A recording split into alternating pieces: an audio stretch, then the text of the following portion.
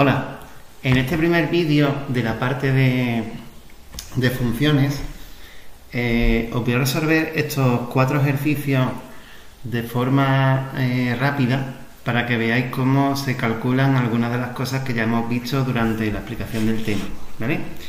En el primero te piden el dominio de estas dos funciones.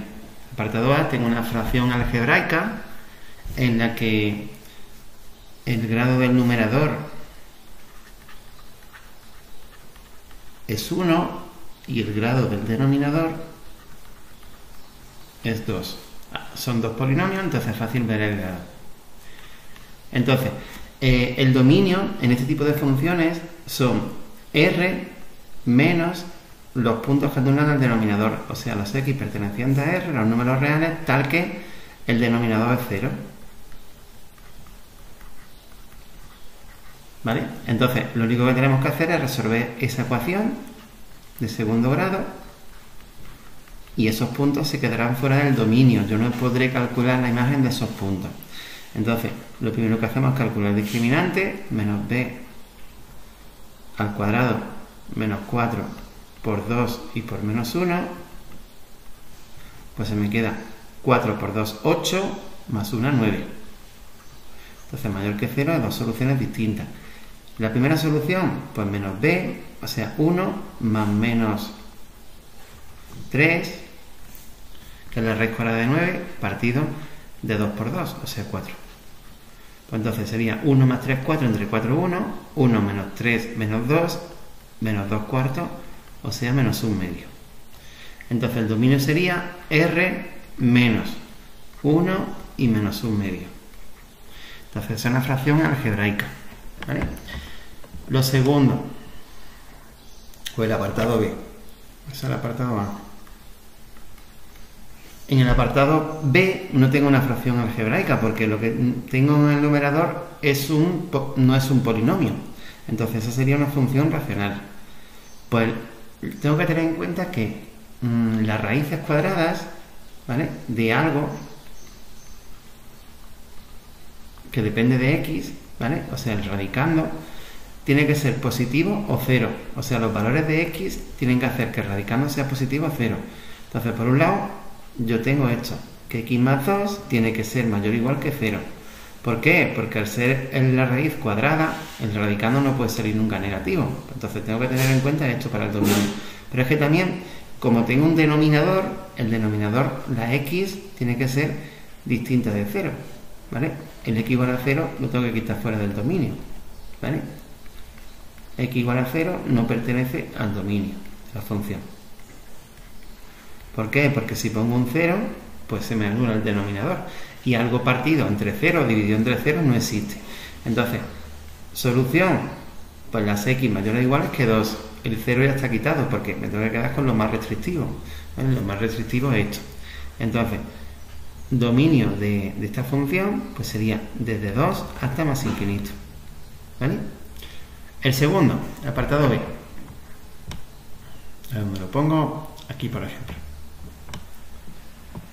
Me dice, estudia la simetría de las siguientes funciones. La mayoría de las funciones no van a ser simétricas, otras sí, ¿vale? Pero la mayoría no van a ser simétricas. Existen dos tipos de simetría en matemáticas. La simetría par, que se cumple cuando f de menos x es igual a f de x, o sea, la imagen de valores negativos es igual que la imagen de valores positivos. Entonces, ejemplos claros de esto es esto. Imaginaros que me voy aquí un valor a la derecha, pues si me voy el mismo valor a la izquierda, pues la imagen es la misma. Y si eso se repite para todos los valores,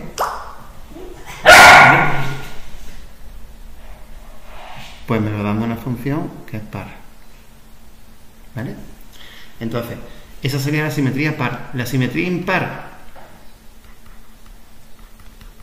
pues se cumple cuando f de menos x es igual a menos f de x. ¿Vale? Entonces, ¿qué quiere decir eso? Que si yo tengo aquí un valor a, ¿vale?, aquí un valor a y aquí un valor menos a, si cojo un valor a, ¿vale?, le calculo su imagen, pues me tiene que dar f de a, ¿vale? Pues si yo tomo esa imagen negativa, se quedaría aquí. F de a vendría aquí. Este sería aquí, menos f de a. Y f de menos a, pues sería justo aquí, ¿vale? Entonces, ¿qué tiene que pasar? Y la f de a sería aquí. Entonces, ¿qué tiene que pasar? Una función va a ser simétrica en par cuando la imagen de la a, cambiada de signo, sea igual que menos f de a, ¿vale? Para que haya doblez para este lado y doblez para este lado, ¿vale? Fijaros que el punto está aquí, f de a, se le cambia el signo, se viene para acá. Entonces, lo único que hacemos para comprobar si una función es simétrica a partir de la fórmula, porque aquí no tenemos el dibujo, ¿vale? Pues justo hacer eso. Ponemos f de menos x en la primera función. Significa donde está la x, pongo menos x. Y aquí igual, donde está la x, pongo menos x. Entonces arriba se me queda menos x cubo y aquí x cuadrado más x elevado a 4. ¿Cuánto vale menos f de x? Porque está claro que eso no es igual que f de x, ¿vale? ¿Cuánto vale menos f de x? Pues en una función racional cambio de signo de arriba. Entonces, esto es igual a esto, ¿vale? Si lo comprobamos con GeoGebra, ¿cuál es el dibujo? Vengo para acá y le doy a GeoGebra clásico. Ahí. Fijaros que os lo he dicho muchas veces en clase, acostumbraros a utilizar GeoGebra. Una herramienta súper potente y gratuita que te ayuda a entender mejor las mates. Es el dibujo de la función. Fijaros que es simétrica impar, porque con un doblez la parte esta positiva se pone aquí, ¿vale? Y luego con otro doblez la parte que se quedaría a la derecha con el primer doblez se pone a la izquierda, ¿vale? Entonces, esa es simétrica impar. La segunda, que sería esta, pues tengo que hacer g de menos x. Pues donde está la x pongo menos x. Entonces, evidentemente esa se queda como la función del principio, g de x. Luego esa función es simétrica par. La de antes impar, esa par. Entonces, si la representamos en GeoGebra, g de x igual a sqrt, fijaros cómo se pone la raíz, de x cuadrado menos 2. Entonces, esa es mi función y evidentemente esta tiene simetría par, ¿vale? Muy bien. Luego, dada la función en el ejercicio 3, dada la función 2x cuadrado menos 13x más 20, es una función, una parábola, ¿vale? Cuadrática, una función cuadrática. Me dice, calcula los puntos de corte con los ejes y hacer la representación gráfica. Siempre el punto de corte con los ejes, hay dos puntos de corte. Si lo representamos, esa, la t, por ejemplo, t de x, 2x cuadrado, era menos 13x más 20.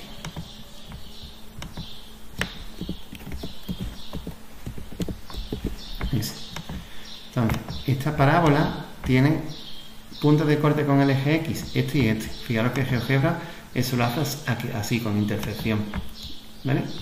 Desde intersección de esa gráfica con ese eje y me da el 2,5 y el 0, ¿vale?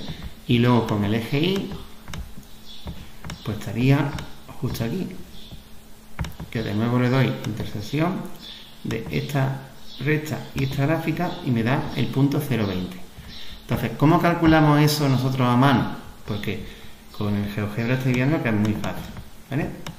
En este caso hay tres puntos de corte, dos con el eje X y uno con el eje Y. Entonces, ¿cómo hacemos eso a mano? Pues entonces, para hacerlo a mano, me vengo aquí y digo, mi función es esta. Entonces, puntos de corte con el eje X.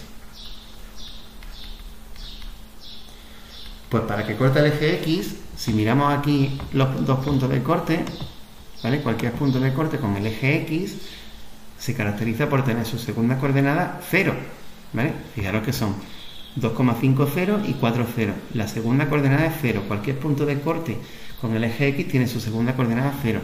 Entonces, lo que yo voy a hacer es calcular cuándo ese polinomio o esa ecuación es 0. cuando una ecuación la igualamos a 0, estamos calculando las raíces de esa ecuación, ¿vale? O sea, los puntos de corte con el eje X. Pues, discriminante 169 menos 4 por 2, 8, 160. Si me queda 9 igual que antes, pues dos soluciones distintas, menos b, o sea 13, más menos 3 partido de 2 por a, o sea 4. Pues son 16 entre 4, 4 y 10 cuartos, 5 medios. Pues entonces los puntos de corte son el 4, 0 y el 5 medios, 0. ¿Vale? Son los dos puntos de corte. Eso con el eje X. Con el eje Y,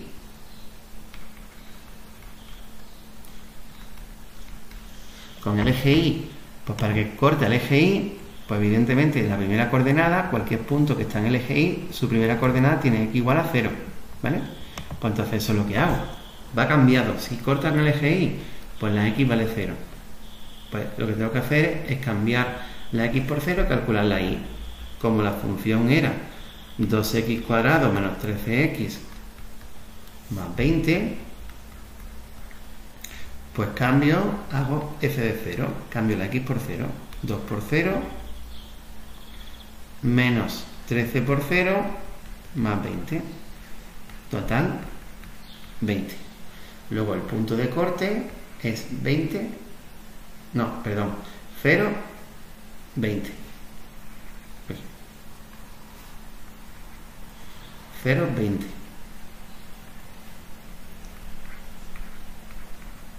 ¿Vale? Y así es eso. Bueno, vamos a ver el ejercicio 4. Fijaros que aquí te dice calcular. Se me ha olvidado decir que calculamos, pero son las propiedades que hemos visto hoy. Primero, ambas funciones, esta termina aquí y esa vamos a suponer que no termina ahí, que eso continúa, ¿vale? Entonces, la primera, el dominio de la función. Para que termine, vamos a suponer que las dos no terminan, ¿vale? Que esta va para acá y esa irá por aquí, ¿vale? Entonces, el dominio de la primera, pues evidentemente el dominio sería todo R. ¿Por qué? Porque para cualquier valor de la X le puedo calcular su imagen, ¿vale? Si yo empiezo aquí en menos infinito lanzar visuales, siempre y corte de la función, lo que quiere decir que hay valor de la Y para ese valor de X, ¿vale? Luego, imagen de la función. Imagen de la función, me pongo menos infinito aquí abajo en el eje Y y lanzo visuales. Si corta, puedo calcular valor de X, o sea, existiría antiimagen. Si no corta, pues no existe antiimagen. Entonces, aquí, si yo me pongo a esta altura, no existe valor de Y con correspondiente X. El primero que existe es a altura 0. Cuando me pongo con la Y 0, me vengo para acá y existe el corte aquí. Puedo calcular un valor de X. Entonces existe la antiimagen de 0, que vale 3. ¿Vale? Entonces el 0 entraría en la imagen. Si sigo para arriba, pues fijaros que ya todos cortan. ¿Vale? Entonces la imagen sería desde 0 más infinito. O sea, las visuales desde aquí, cuando las lanzo, cortan todas. ¿Vale? Al cortar más de una vez, quiere decir que la función no es inyectiva. Esta función, f, no es inyectiva. Puede cortar más de una vez las visuales lanzadas de izquierda a derecha, en las que se lanzan para calcular dominio de arriba a abajo, esa como mucho una sola vez, ¿vale? Luego crecimiento o monotonía. Pues la monotonía, en este caso, la función decrece hasta el 1, desde menos infinito hasta el 1. O sea, f es estrictamente decreciente de menos infinito hasta 1. Luego, unión de 2 a 3. Y f es estrictamente creciente de 1 hasta 2, unión 3 más infinito. ¿Qué quiere decir eso?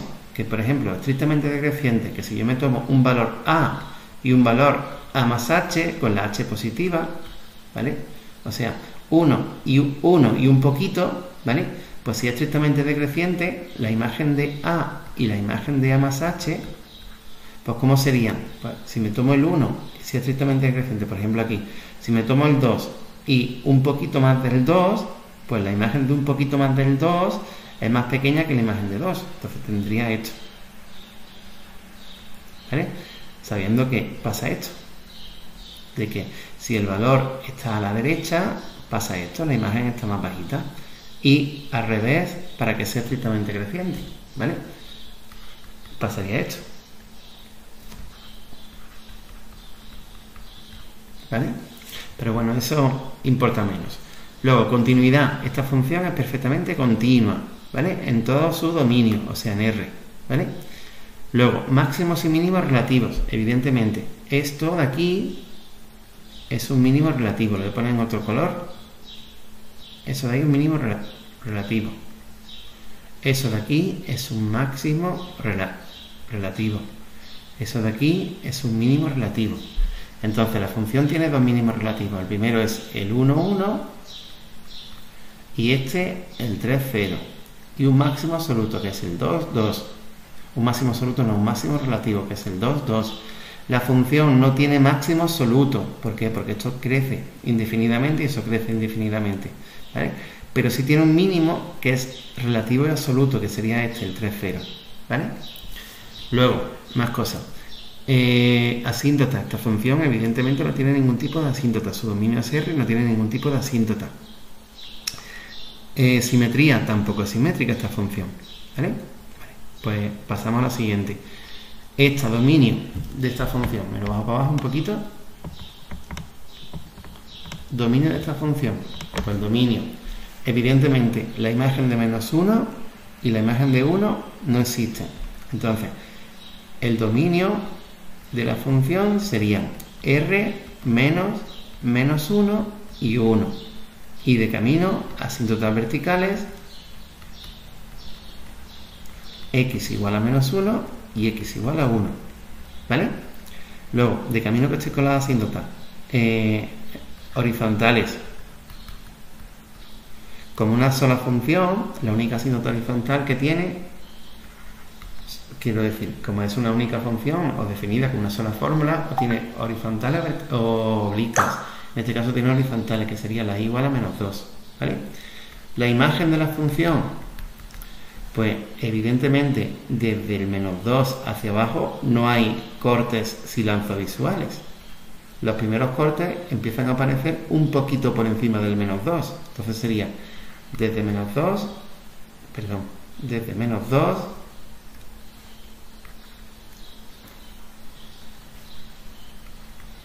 a más infinito. La función tampoco es inyectiva. ¿Por qué? Porque si lanzo por aquí las visuales, existen varios puntos de corte, ¿vale? Y para que sea inyectiva solamente tiene que haber un punto de corte. La antiimagen de cualquier punto debe ser única, ¿vale? Entonces, imagen desde -2 a más infinito. Monotonía. Pues entonces, f es estrictamente creciente de menos infinito. Fijaros que si yo empiezo aquí menos infinito y llego hasta -1, la función ha crecido. Pues entonces, menos infinito, -1.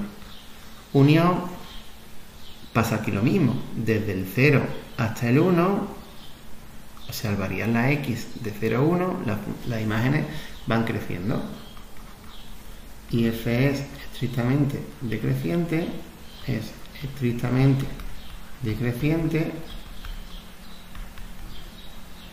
de -1 hasta 0, unión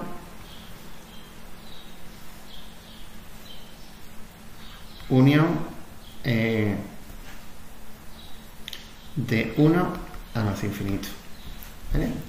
Esa función es simétrica par. ¿Por qué? Porque si la doblo por el eje X se superpone la parte derecha a la parte izquierda. Esa función es simétrica par. Es continua en todo su dominio, ¿vale? Porque siempre va a ser continua en todo su dominio aquí. Y en el punto x igual a -1 y x igual a 1 presenta una discontinuidad, como hemos visto en clase, de salto finito. De salto infinito. ¿Por qué? Porque se corresponden con asíntotas. discontinua de salto infinito. Pues ya está. Muy bien, espero que os sirva.